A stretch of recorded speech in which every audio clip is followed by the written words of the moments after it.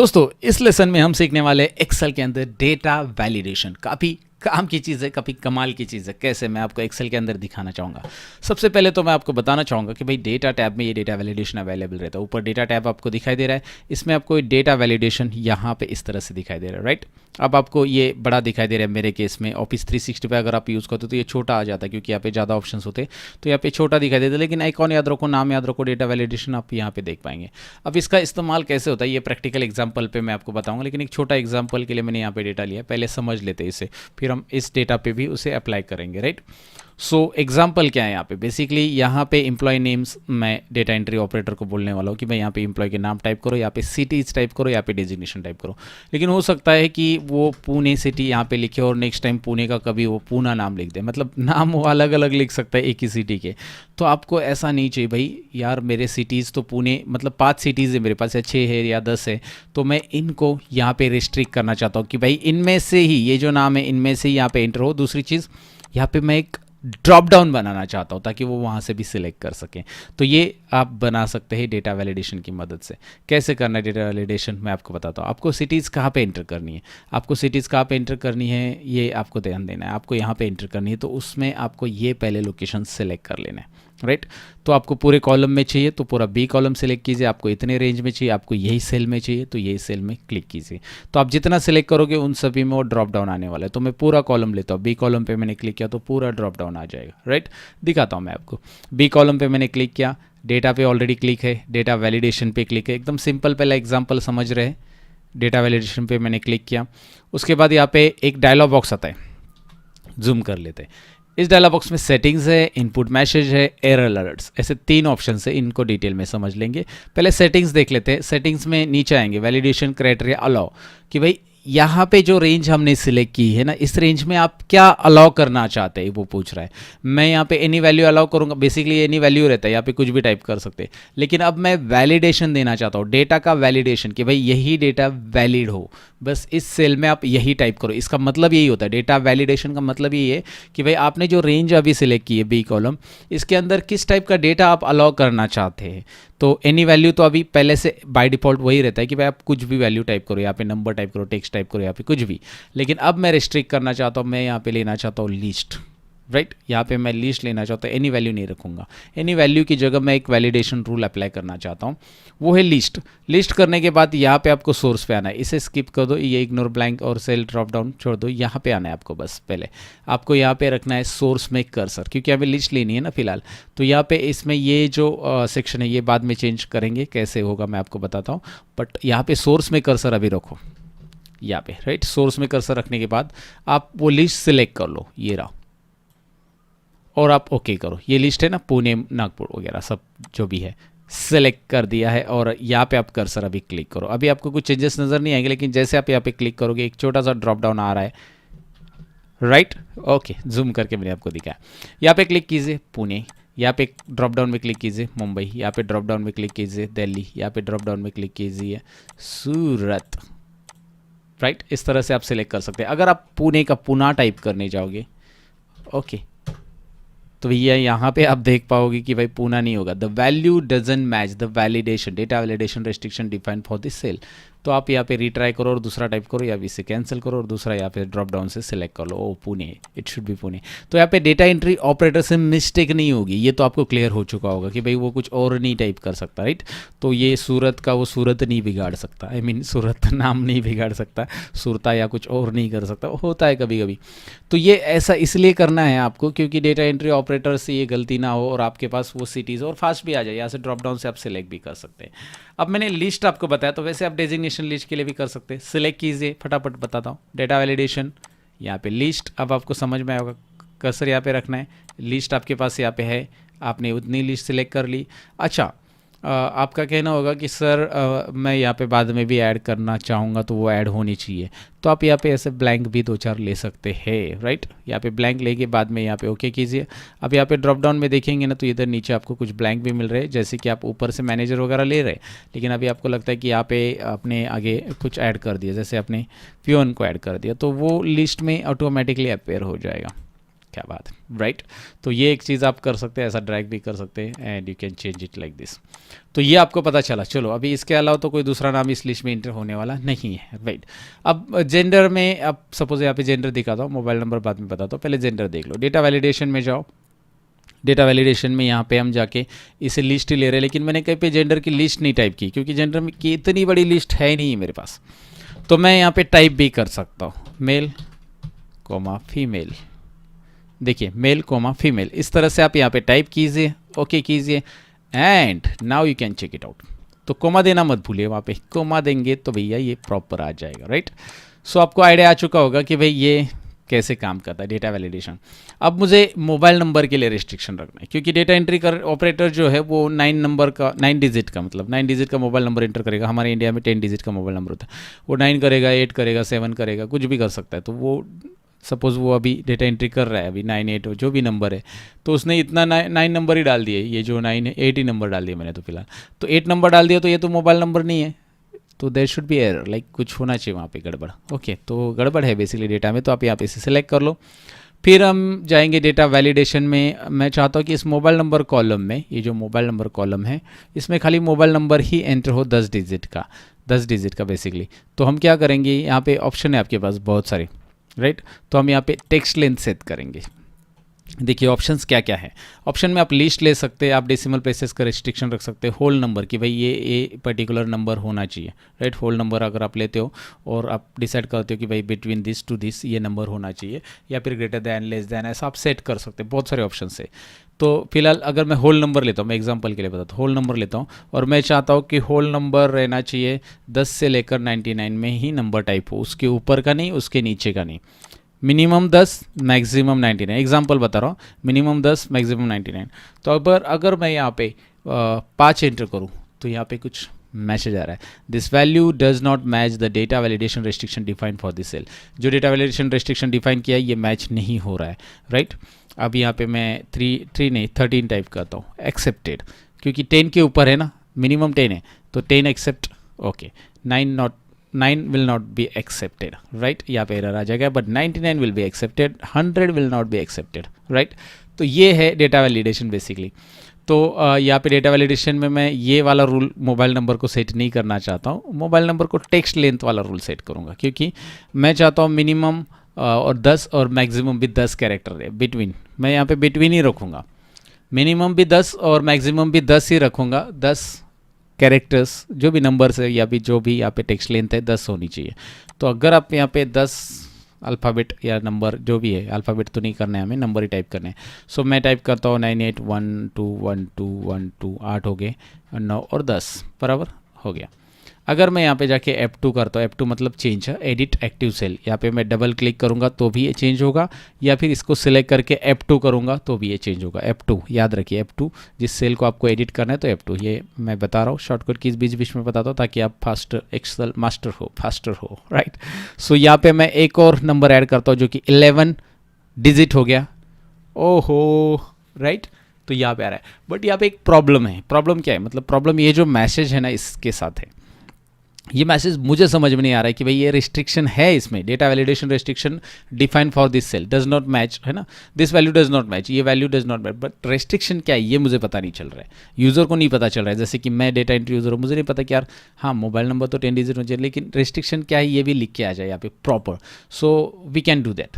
यहाँ पे एक काम और करता हूँ, मैं 9 डिजिट का नंबर डाल के देखता हूँ, ये देखिए वही आ रहा है।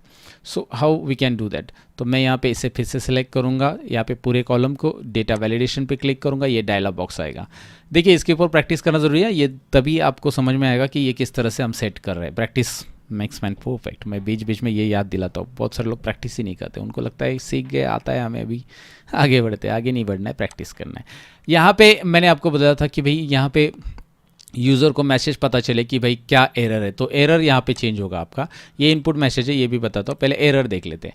एरर में मैं बताऊँगा कि भाई रॉन्ग इनपुट, मैं टाइटल लूँगा कि भाई रॉन्ग इनपुट, रॉन्ग इनपुट। आप यहाँ पे सेमी हिंदी भी टाइप कर सकते हैं, गलत भाई, गलत टाइप कर रहे हो भाई, ऐसा कुछ टाइप कर सकते हैं आप, गलत टाइप कर रहे हो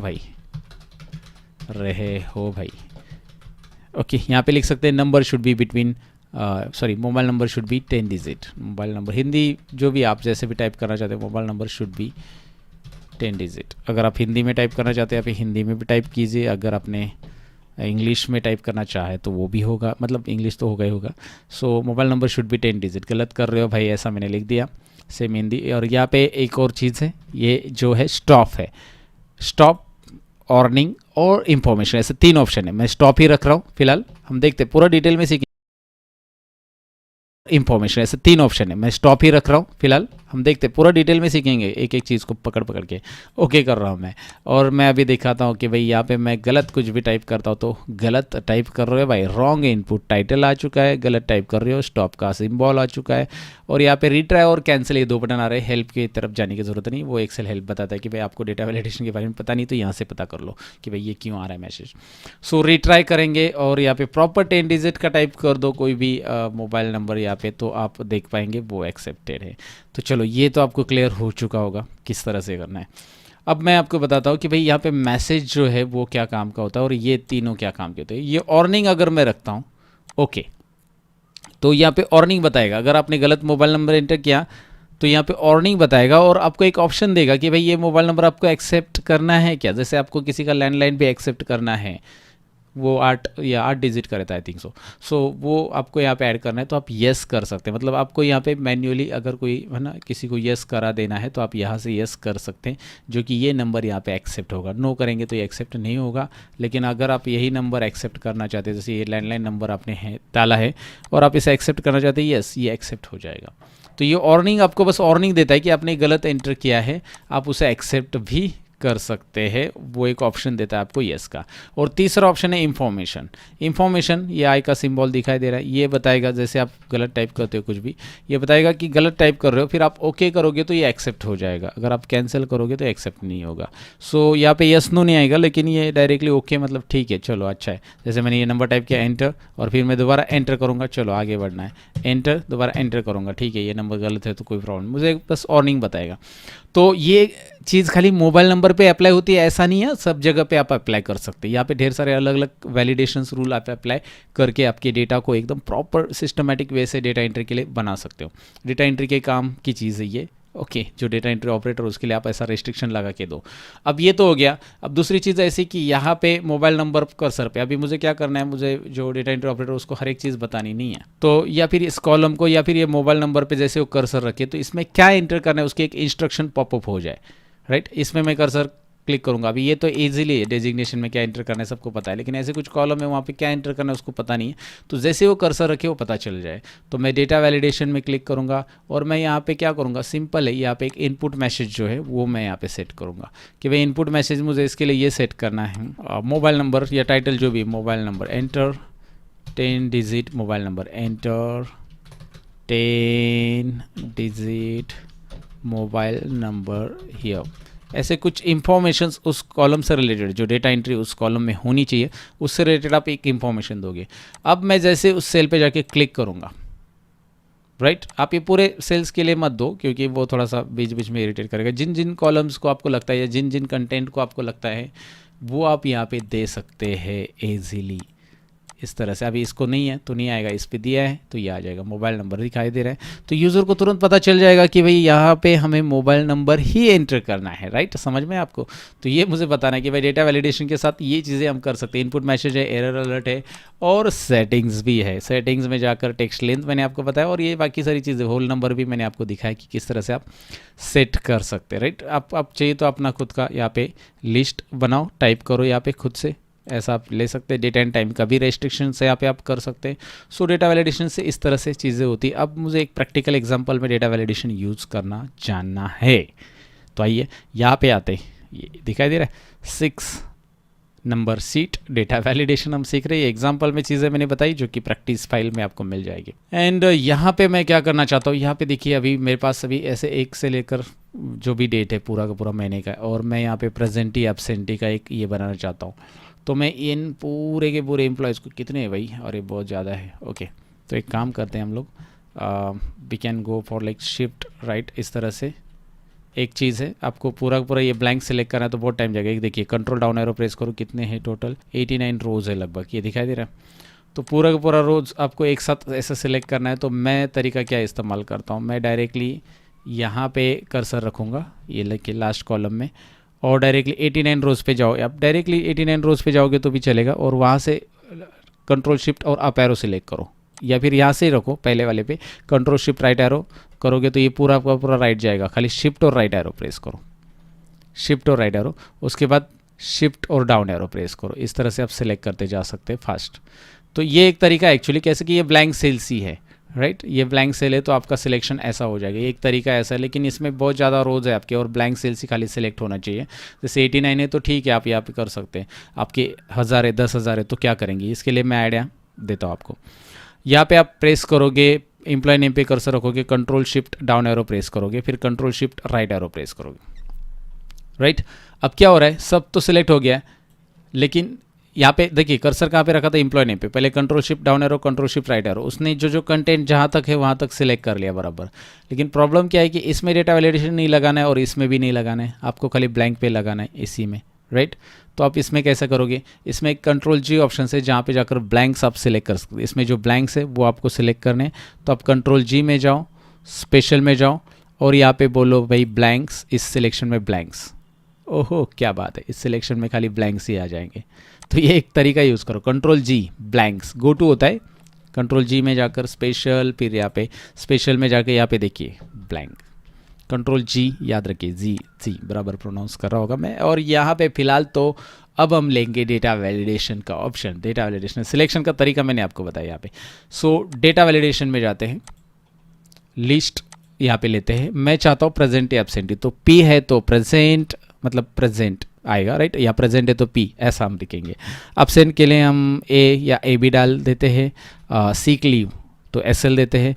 प्लान लीव मतलब उसने कोई 8 दिन 10 दिन पिकनिक खुद का मतलब जो भी फैमिली फंक्शन है उसका प्लान किया है और वो प्लान लीव लिया है उसने। सिक बीमार हो गए इसीलिए कैजुअल लीव, जो भी जितने भी लीव है यहाँ पे आप डाल सकते हैं। और ओके वीक ऑफ है तो वीक ऑफ भी डाल दो, वीक ऑफ डब्ल्यू ऑफ, ऐसा आप लिख सकते हैं। तो ये लिस्ट मैंने बना दी है और मैं यहाँ पे फाइनली करूँगा okay. Now you can see the drop down is here. तो ये ड्रॉप डाउन काफ़ी काम की चीज़ है ऐसी जगह पे जहाँ पे आप है ना ये काम करना चाहते हो, ऐसा कुछ अटेंडेंस वगैरह का। तो वहाँ पे क्या होता है कि ड्रॉप डाउन में जाकर आप फटाफट सिलेक्ट कर लोगे, कोई पे गलत नहीं आएगी। और इसका आप काउंट टिप वगैरह आगे जो हम फार्मूला सीखने वाले उसकी मदद से काउंट कर सकते हैं कि भाई कितना प्रेजेंट है कितना एब्सेंट है, एक साथ काउंट टिप फार्मूला से हो जाएगा आगे। तो वो एक कमाल की चीज़ होती है दोस्तों। तो इसलिए आप इसको पहले सीख लो, डेटा वैलिडेशन। अब डेटा वैलिडेशन क्लियर कैसे करना है, मुझे क्लियर कर देना है ये जो डेटा मैंने लगाया, डेटा वैलिडेशन लगाया बेसिकली। तो जिसका भी क्लियर करना है इसको सिलेक्ट करना, मतलब जितने डेटा का क्लियर करना है, पूरे डेटा क्लियर करना है तो उसे सिलेक्ट करना है पूरा का पूरा। अब पूरा सिलेक्ट करोगे तो भी चलेगा, क्योंकि अभी डेटा वैलिडेशन के लिए फिर से उतना ही डेटा सिलेक्ट करने की ज़रूरत नहीं है आपको। आपको लगता है कि यार इसमें कहीं पे भी डेटा वैलिडेशन है, सबका निकालना है, तो सिलेक्ट करो। डेटा वैलिडेशन पे जाओ, एक पॉपअप आएगा, वो बोलेगा कि कुछ सेल्स को डेटा वैलिडेशन है, कुछ सेल्स को नहीं है, नो प्रॉब्लम, यस करो और यहाँ पे क्लियर ऑल करो। क्लियर ऑल, पूरा का पूरा डेटा वैलिडेशन क्लीन हो जाएगा। सो डेफिनेटली आपको डेटा वैलिडेशन समझा होगा। डेटा वैलिडेशन से ड्रॉप डाउन लिस्ट कैसे बनाते हैं, डेटा वैलिडेशन से क्या क्या कर सकते हैं, ढेर सारी चीज़ें मैंने इसमें कवर की है। सो प्रैक्टिस कीजिए, ये प्रैक्टिस फाइल मैंने दी है आपको। Thank you.